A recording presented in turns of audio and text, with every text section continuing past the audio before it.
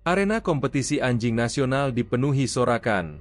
Jack duduk di kursi roda, menatap Scout yang bersiap-siap. Hari ini kompetisi terakhir mereka.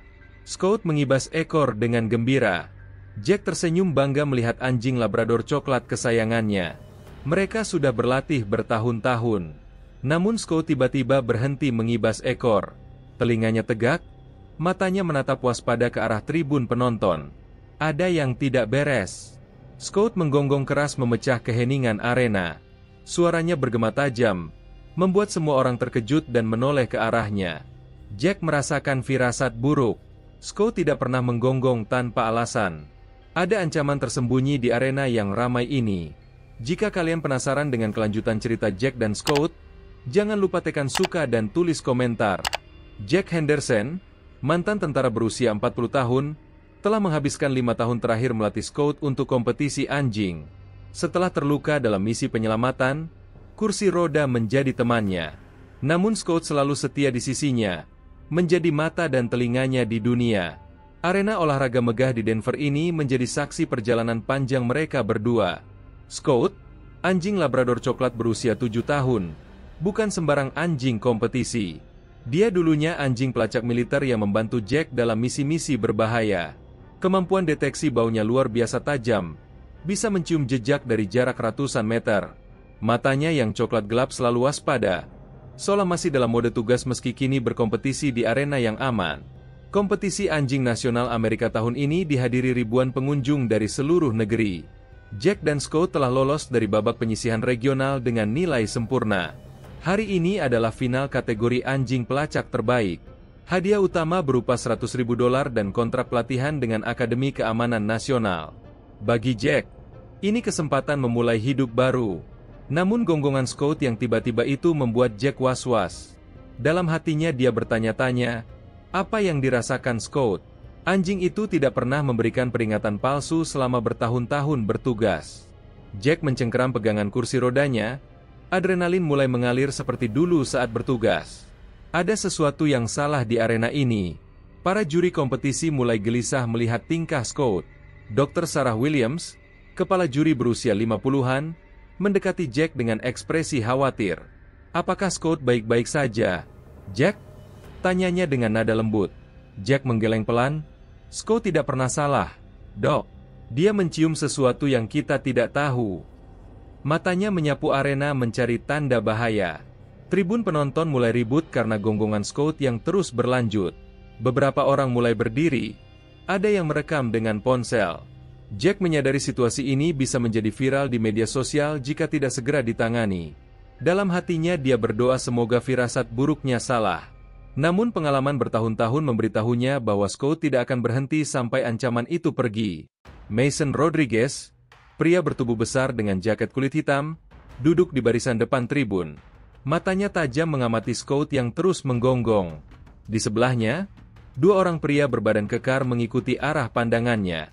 Mereka berbisik pelan, terlalu pelan untuk didengar siapapun. Mason mengeluarkan ponsel, mengetik pesan singkat. Target dikonfirmasi. Mulai rencana B. Jack memperhatikan Mason dan kedua temannya dengan curiga. Ada sesuatu dari cara mereka duduk, postur tubuh mereka, yang mengingatkannya pada orang-orang berbahaya yang pernah dia temui. Scout juga menatap ke arah yang sama, geramannya semakin mengancam. Jack memegang erat tali kekang Scout. Tenang Bau, aku tahu kau merasakan sesuatu. Kita harus waspada. Dr. Williams kembali mendekat, kali ini ditemani Marcus Thompson, kepala keamanan arena. Marcus, mantan polisi berusia 40-an, langsung menangkap kegelisahan Jack. Ada masalah apa, Jack? Tanyanya sambil memindai arena. Jack menunjuk ke arah Mason, pria di jaket kulit itu. Scout tidak pernah salah soal orang-orang mencurigakan. Bisa tolong kamu periksa? Sementara itu, di media sosial, video Scout yang menggonggong keras mulai tersebar. Hashtag Scout Hero dan Arena Alert mulai trending di Twitter. Ribuan orang mengomentari video tersebut, ada yang khawatir, ada yang penasaran. Beberapa reporter lokal mulai berdatangan ke arena. Jack menyadari ini bukan lagi kompetisi biasa, melainkan situasi yang bisa berubah menjadi darurat nasional. Marcus Thompson mulai bergerak menuju Mason dengan hati-hati. Sebagai mantan polisi, dia tahu cara mendekati orang mencurigakan tanpa menimbulkan kecurigaan. Namun Mason seolah menyadari perhatian yang tertuju padanya.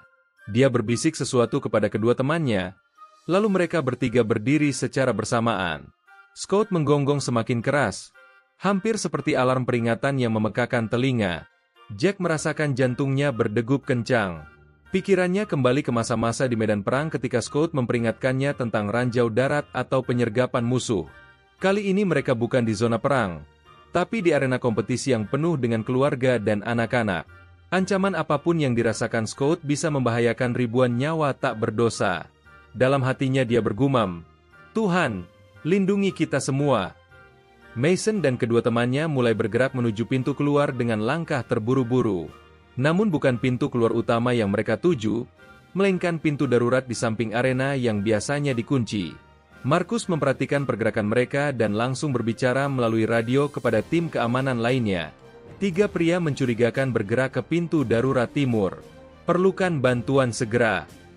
Scott tiba-tiba menarik tali kekangnya dengan kuat, hampir membuat Jack terjatuh dari kursi roda. Anjing itu ingin mengejar Mason dan kelompoknya. Jack tahu Scott punya alasan kuat.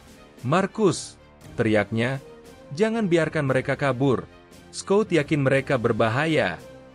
Suaranya menggema di arena, membuat para penonton mulai panik dan bergerak ke arah pintu keluar utama. Dr. Williams mengaktifkan sistem pengumuman arena. Suaranya yang tenang dan berwibawa mengalir melalui speaker. "Para penonton yang terhormat, untuk keamanan bersama, mohon tetap tenang dan jangan bergerombol ke pintu keluar. Tim keamanan sedang menangani situasi ini." Namun dalam hatinya dia sangat khawatir. Dia pernah mendengar cerita tentang kemampuan luar biasa Scott dari Jack. Dan jika anjing itu memberikan peringatan, pasti ada alasan serius. Mason berhasil membuka pintu darurat dengan alat khusus yang dia bawa. Alarm pintu darurat berbunyi nyaring, menambah kekacauan di arena. Kedua temannya, yang ternyata membawa tas ransel besar, bergegas keluar lebih dulu. Mason menoleh sekilas ke arah Jack dan Scott. Senyum tipis muncul di wajahnya sebelum dia ikut menghilang melalui pintu itu. Ada sesuatu yang sangat mengganggu dari tatapan mata pria itu. Jack merasa ada yang tidak beres dengan situasi ini. Mengapa 3 orang itu membawa tas besar ke kompetisi anjing? Mengapa mereka keluar melalui pintu darurat yang seharusnya dikunci? Pikirannya mulai merangkai kemungkinan-kemungkinan terburuk. Dalam hatinya dia berdoa, "Semoga dugaan terburukku salah." Namun pengalaman militer memberitahunya untuk selalu mempersiapkan skenario terburuk. Markus dan 3 petugas keamanan lainnya mengejar ke pintu darurat. Namun ketika mereka sampai di luar, ketiga pria itu sudah menghilang. Yang tersisa hanya sebuah van hitam yang melaju kencang meninggalkan area parkir arena. Markus langsung melapor melalui radio. Suspek melarikan diri dengan van hitam. Nomor polisi tidak terlihat jelas. Perlukan bantuan patroli jalan untuk pencarian. Situasi semakin genting. Scott akhirnya mulai tenang setelah ketiga pria itu pergi. Namun dia tetap dalam posisi siaga. Jack mengelus kepala anjing kesayangannya dengan lembut. "Kau sudah melakukan tugasmu dengan baik, Bow. Kita berhasil mengusir mereka." Namun dalam hatinya Jack tahu ini belum berakhir. Orang-orang seperti Mason tidak akan menyerah begitu saja. Mereka pasti akan kembali dengan rencana yang lebih berbahaya. Media sosial semakin ramai membicarakan insiden di arena. Video Scott yang menggonggong memperingatkan bahaya sudah ditonton jutaan kali dalam hitungan jam. Komentar-komentar bermunculan, ada yang memuji Scott sebagai pahlawan, ada yang penasaran tentang identitas ketiga pria mencurigakan itu. Hashtag Scott Savage Lives mulai trending secara nasional, membuat cerita ini mendapat perhatian media mainstream. Investigasi dimulai ketika detektif Lisa Chen dari kepolisian Denver tiba di arena. Wanita Asia Amerika berusia 30-an itu langsung mencari Jack untuk wawancara. "Pak Henderson, saya perlu mendengar kesaksian Anda tentang insiden tadi," katanya sambil mengeluarkan buku catatan. Jack menceritakan semua yang dia amati, termasuk perilaku aneh Scott dan pergerakan mencurigakan ketiga pria itu. Lisa Chen sangat tertarik dengan kemampuan Scott. "Anjing Anda memiliki rekam jejak yang luar biasa di militer, Pak Henderson. Apakah mungkin dia mendeteksi sesuatu yang spesifik?" Jack mengangguk. Scott dilatih untuk mendeteksi bahan peledak, narkoba, dan bahkan orang-orang yang berniat jahat. Instingnya tidak pernah salah. Lisa membuat catatan penting, merasa ada sesuatu yang besar di balik insiden ini. Tim forensik menemukan jejak yang mengkhawatirkan di dekat pintu darurat. Ada sisa-sisa bahan kimia yang biasanya digunakan untuk membuat bom sederhana. Lisa langsung menghubungi unit anti-teror. Dalam hatinya dia bergidik ngeri membayangkan apa yang bisa terjadi jika Scott tidak memberikan peringatan. Ribuan nyawa bisa melayang dalam ledakan yang dahsyat. Scott benar-benar telah menyelamatkan semuanya. Jack mulai menerima panggilan dari berbagai stasiun televisi yang ingin mewawancarainya. CNN, Fox News, NBC. Semuanya ingin mendengar cerita tentang Scott the Hero Dog. Namun Jack masih merasa was-was. Lisa, aku khawatir perhatian media ini justru akan membuat kita menjadi target. Orang-orang seperti Mason tidak suka publisitas. Lisa mengangguk setuju. Kita perlu perlindungan ekstra untuk Anda dan Scott. Sementara itu, di sebuah gudang terpencil di pinggiran Denver, Mason dan kelompoknya berkumpul dengan orang-orang lain. Mereka adalah bagian dari sindikat perdagangan anjing ilegal internasional yang menargetkan anjing-anjing berprestasi untuk dijual ke pasar gelap. Scott, dengan kemampuan deteksi luar biasanya, bernilai jutaan dolar di pasar tersebut. Mason memukul meja dengan kesal. Anjing itu membuat rencana kita gagal. 2 hari setelah insiden arena, Jack mendapat telepon mengancam. Suara pria yang dia kenal sebagai Mason terdengar dingin di ujung saluran. Henderson, kau dan anjingmu sudah merusak bisnis kami. Serahkan Scott secara damai, atau akan ada konsekuensi yang tidak menyenangkan. Jack merasa darahnya mendidih. Scott bukan barang dagangan. Dia adalah partner dan sahabatku. Telepon terputus, meninggalkan Jack dalam kegelisahan yang mendalam. Jack segera menghubungi Lisa Chen untuk melaporkan ancaman tersebut. Lisa langsung mengatur perlindungan polisi untuk rumah Jack. Pak Henderson, kita akan memasang sistem keamanan dan patroli 24 jam. Sementara itu, tolong jangan kemana-mana sendirian, katanya dengan nada serius. Jack mengangguk. Namun dalam hatinya dia tahu bahwa orang-orang seperti Mason tidak akan mudah menyerah. Media sosial semakin memanas dengan cerita Scott. Akun Twitter Scott Hero Dog yang dibuat fans mencapai 100.000 followers dalam 2 hari. Petisi online untuk memberikan penghargaan nasional kepada Scott sudah ditandatangani 500.000 orang. Jack merasa bangga sekaligus khawatir dengan popularitas Scott yang meroket. Perhatian sebesar ini bisa menjadi pedang bermata dua. Di sisi lain, sindikat Mason mulai mengubah strategi. Mereka tidak lagi menargetkan Scott untuk dicuri, melainkan untuk dieliminasi. Jika kita tidak bisa memiliki anjing itu, pastikan tidak ada yang bisa, kata Mason kepada anak buahnya. Mereka mulai menyusun rencana yang lebih berbahaya dan kejam. Rumah Jack mulai diawasi dari jarak jauh oleh orang-orang tak dikenal. Scott mulai menunjukkan tanda-tanda stres karena terus berada dalam kewaspadaan tinggi. Dia sering menggonggong ke arah jendela, seolah mencium kehadiran orang asing di sekitar rumah. Jack semakin khawatir melihat perubahan perilaku anjing kesayangannya. Dalam hatinya dia menyesali keputusan mengikuti kompetisi yang berujung pada ancaman ini. Lisa Chen membawa kabar buruk ketika berkunjung ke rumah Jack. Pak Henderson, kami menemukan informasi bahwa Mason Rodriguez adalah kepala sindikat perdagangan anjing ilegal yang beroperasi di 5 negara bagian. FBI sudah mengincarnya selama bertahun-tahun. Jack merasa dunianya runtuh. Mereka berhadapan dengan organisasi kriminal internasional, bukan sekelompok pencuri biasa. Untuk melindungi Jack dan Scott, FBI memutuskan memindahkan mereka ke Safe House sementara. Agen Sarah Martinez, wanita berusia 40-an dengan pengalaman menangani kasus-kasus berat, memimpin operasi perlindungan ini. Pak Henderson, ini untuk keselamatan Anda berdua. Sindikat ini tidak main-main, katanya sambil membantu Jack pindah. Rumah baru mereka berada di daerah terpencil Montana. Namun kepindahan ke Montana tidak membuat Jack merasa aman. Setiap hari dia menerima foto-foto rumah barunya yang dikirim dari nomor tidak dikenal. Mason dan kelompoknya ternyata sudah mengetahui lokasi persembunyian mereka. Jack menyadari bahwa mereka sedang bermain kucing-kucingan dengan organisasi yang sangat terorganisir dan memiliki jaringan mata-mata yang luas. Scott semakin gelisah di rumah baru. Dia sering berlari ke pintu dan menggeram ke arah hutan di sekitar rumah. Jack tahu Scott mencium kehadiran orang-orang yang mengawasi mereka. Dalam hatinya dia bertanya-tanya berapa lama mereka harus hidup dalam ketakutan seperti ini. Apakah tidak ada cara untuk menghentikan sindikat Mason sekali untuk selamanya? Agent Martinez membawa proposal yang mengejutkan. Pak Henderson, FBI ingin menggunakan Scout sebagai umpan untuk menangkap Mason dan seluruh sindikatnya. Kemampuan deteksi Scout yang luar biasa bisa membantu kami mengidentifikasi tempat persembunyian mereka. Jack terkejut mendengar proposal itu. Menggunakan Scout sebagai umpan berarti mempertaruhkan nyawa anjing kesayangannya. Jack bergulat dengan keputusan yang sangat sulit. Di satu sisi, dia ingin melindungi Scout dari bahaya. Di sisi lain, dia tahu bahwa sindikat Mason akan terus mengejar mereka kecuali ditangkap.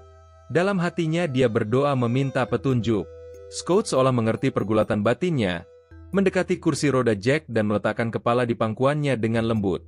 Media sosial terus memanas dengan dukungan untuk Jack dan Scout.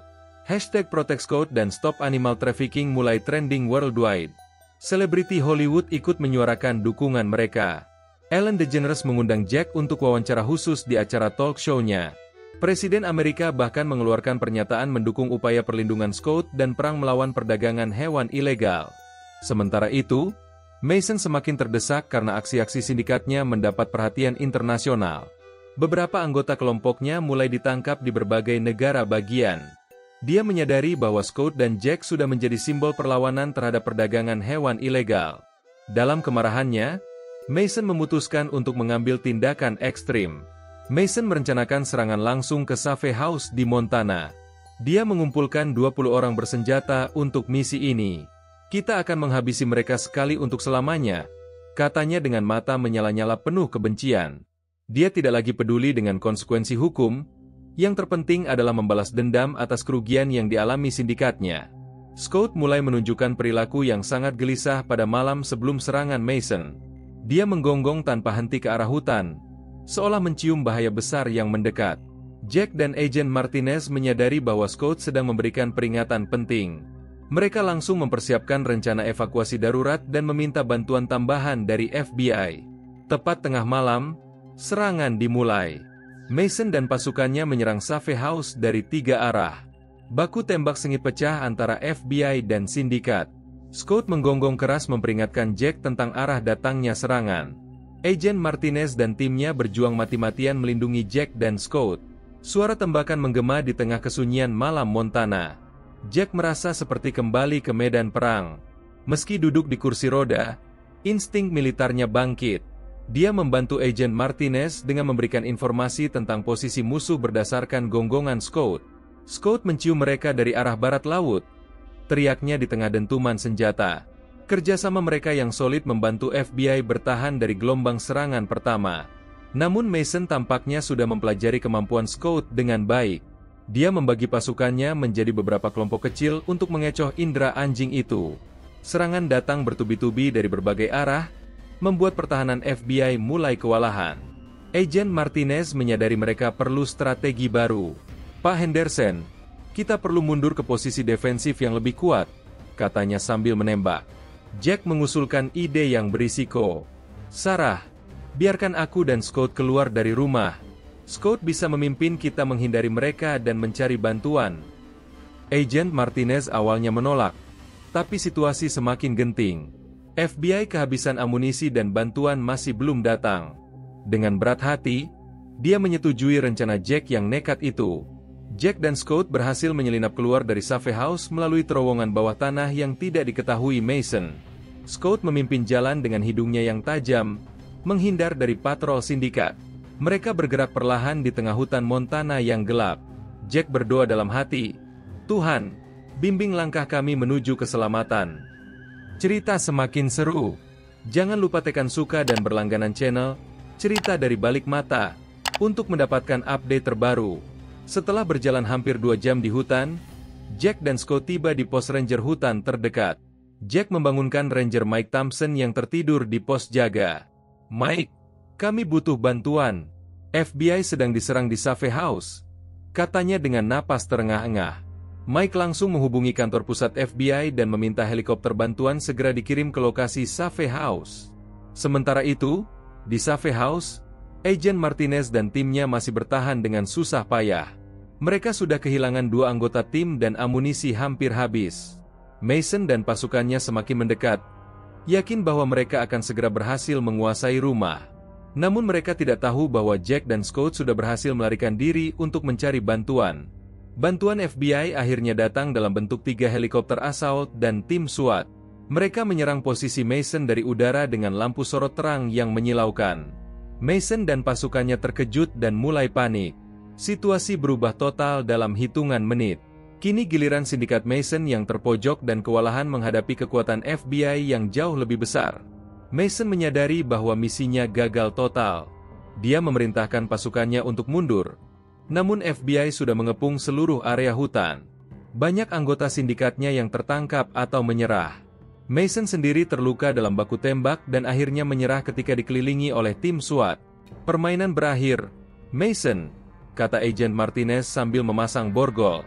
Jack dan Scott kembali ke Safe House ketika situasi sudah aman. Jack merasa lega melihat Agent Martinez dan timnya selamat, meski beberapa mengalami luka-luka. Scott berlari ke arah Agent Martinez dan menjilat tangannya, seolah mengucapkan terima kasih. "Scott, kau dan Jack telah menyelamatkan kami semua," kata Agent Martinez sambil mengelus kepala anjing pahlawan itu. Penangkapan Mason dan sindikatnya menjadi berita utama di seluruh dunia. Media massa menyebut operasi ini sebagai Operasi Scott, karena peran krusial anjing pahlawan dalam mengungkap dan menghancurkan jaringan perdagangan hewan ilegal. Jack dan Scott menjadi ikon global dalam perjuangan melawan kejahatan terhadap hewan. Namun Jack tidak merasa sepenuhnya tenang. Dalam hatinya dia khawatir bahwa masih ada anggota sindikat yang belum tertangkap dan mungkin akan membalas dendam. Scott juga masih menunjukkan kewaspadaan tinggi, seolah mencium bahaya yang belum sepenuhnya hilang. Agent Martinez memastikan bahwa perlindungan untuk mereka akan tetap berlanjut. FBI menemukan bukti mengejutkan di markas sindikat Mason. Ternyata mereka tidak hanya terlibat perdagangan anjing ilegal, tapi juga trafficking manusia dan perdagangan senjata. Jaringan mereka meluas ke berbagai negara di Amerika Selatan dan Asia. Penangkapan Mason membuka jalan untuk operasi internasional yang jauh lebih besar. Jack mulai mendapat tawaran dari berbagai organisasi untuk menjadi duta anti perdagangan hewan. National Geographic ingin membuat dokumenter tentang kisah hidupnya dengan Scott. Penerbit besar menawarkan kontrak untuk menulis buku autobiografi. Namun Jack lebih tertarik untuk mendirikan yayasan perlindungan hewan yang dinamai Scott Foundation. 3 bulan setelah penangkapan Mason, Jack dan Scott kembali ke kehidupan normal di Denver. Mereka pindah ke rumah baru yang lebih aman dengan sistem keamanan canggih. Scott tampak lebih rileks, meski tetap waspada. Jack mulai menjalani terapi untuk mengatasi trauma dari kejadian-kejadian yang mereka alami. Hidup mereka perlahan kembali damai. Namun ketenangan itu tidak berlangsung lama. Suatu pagi, Jack menemukan sebuah paket mencurigakan di depan rumahnya. Di dalam paket itu ada foto Scott yang diambil dengan zoom dari jarak jauh, disertai pesan, "Mason sudah ditangkap, tapi kami masih ada. Scott masih menjadi target kami." Jack langsung menghubungi Agent Martinez dengan tangan gemetar. Agent Martinez datang dengan tim forensik untuk menyelidiki paket tersebut. Mereka menemukan sidik jari yang mengarah ke Carlos Mendez, adik Mason yang tidak tertangkap dalam operasi sebelumnya. Carlos ternyata sudah membangun kembali jaringan sindikat dari penjara melalui para pengacara korupnya. "Pak Henderson, tampaknya ancaman belum sepenuhnya berakhir," kata Agent Martinez dengan wajah serius. Scott mulai menunjukkan perilaku stres yang parah. Dia sering mengalami mimpi buruk dan menggonggong tanpa alasan yang jelas. Jack membawa Scott ke dokter hewan khusus trauma hewan, Dr. Emily Watson. Scott mengalami PTSD, sama seperti veteran perang manusia, jelasnya. Jack merasa hancur melihat anjing kesayangannya menderita karena semua kejadian ini. Jack mulai mempertanyakan keputusannya untuk terus bertarung melawan sindikat. Dalam hatinya dia berpikir, apakah dia egois karena membiarkan Scott terus dalam bahaya? Apakah lebih baik mereka menghilang dan hidup tenang di tempat yang jauh?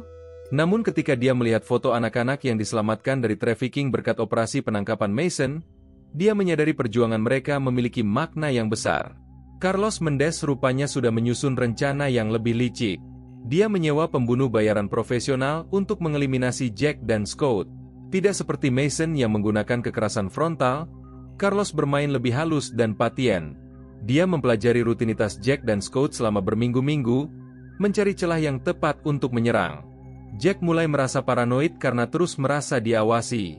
Setiap kali dia keluar rumah bersama Scott, Dia merasa ada mata yang memperhatikan mereka. Scout juga semakin gelisah. Sering berhenti tiba-tiba saat jalan-jalan dan menatap ke arah tertentu dengan was-was. Agent Martinez meningkatkan tingkat perlindungan. Namun Carlos terlalu pintar untuk dideteksi. Situasi mencapai titik kritis ketika Scout hampir diracun saat bermain di taman.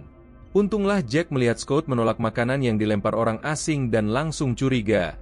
Tes laboratorium membuktikan bahwa makanan itu mengandung racun mematikan. Carlos sudah sangat dekat dengan target mereka.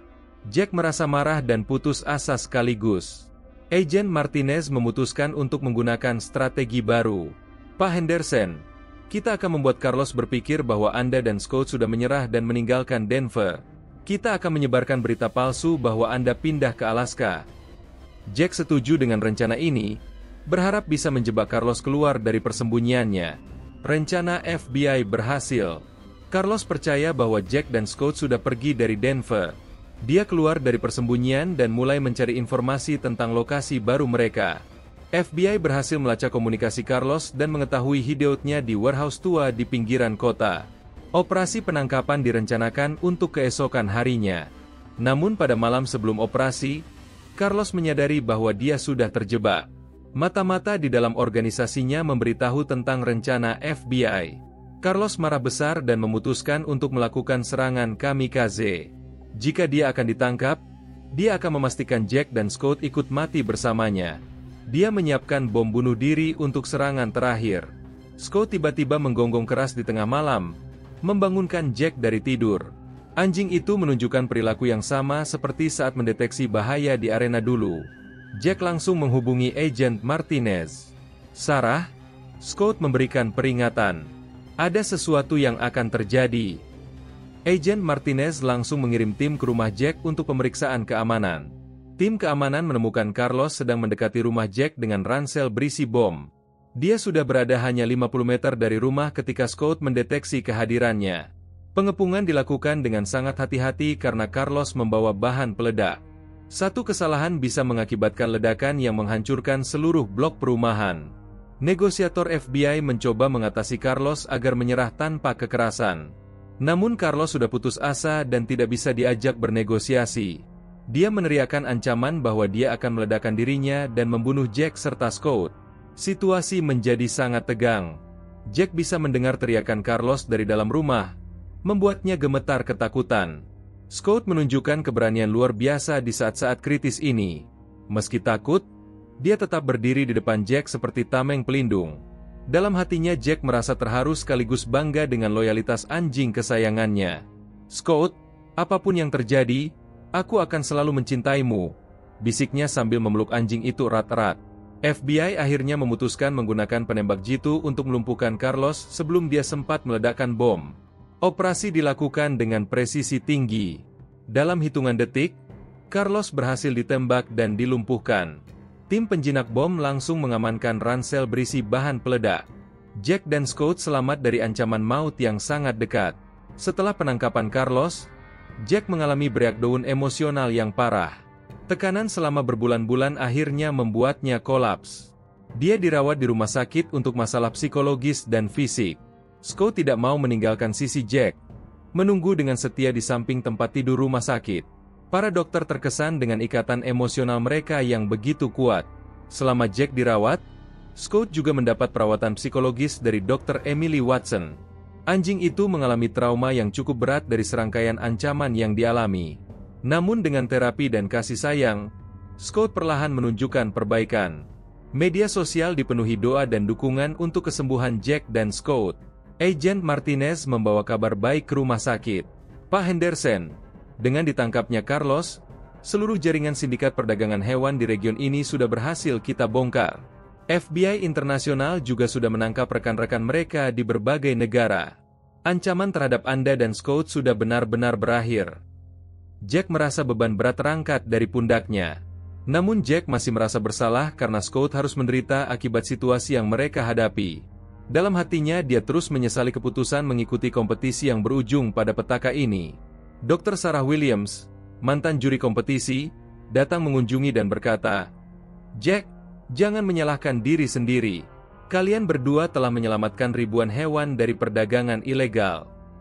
Proses penyembuhan Jack dan Scott berlangsung selama 3 bulan. Mereka menjalani terapi bersama-sama, belajar mengatasi trauma dan membangun kembali kepercayaan diri. Jack mulai bisa tidur nyenyak tanpa mimpi buruk, sementara Scott kembali ceria dan playful seperti dulu. Ikatan mereka menjadi lebih kuat setelah melewati cobaan berat ini.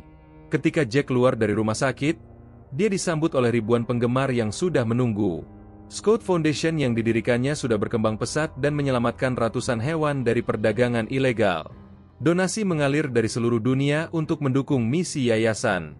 Jack menyadari bahwa perjuangan mereka memiliki dampak yang jauh lebih besar dari yang dia bayangkan. Presiden Amerika mengundang Jack dan Scott ke Gedung Putih untuk memberikan penghargaan tertinggi negara untuk kontribusi mereka dalam memberantas kejahatan internasional.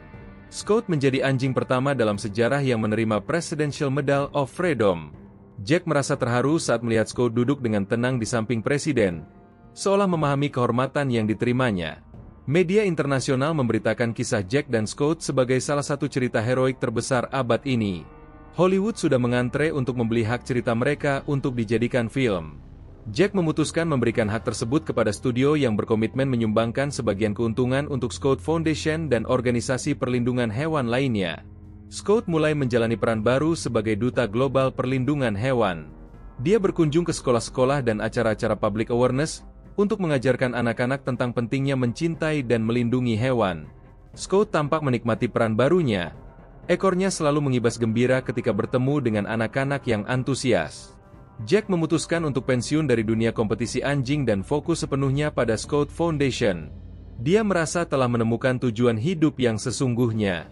Dalam hatinya dia bersyukur atas semua ujian yang dilalui, karena membawanya pada misi yang lebih besar dan bermakna. Scott juga tampak puas dengan kehidupan baru mereka yang penuh makna. Setahun setelah penangkapan Carlos, Jack menerima laporan menggembirakan dari FBI. Operasi yang dimulai dari insiden di arena Denver telah berhasil menyelamatkan lebih dari 5.000 hewan dari perdagangan ilegal di seluruh dunia. Puluhan ribu anak yang diperdagangkan juga berhasil diselamatkan.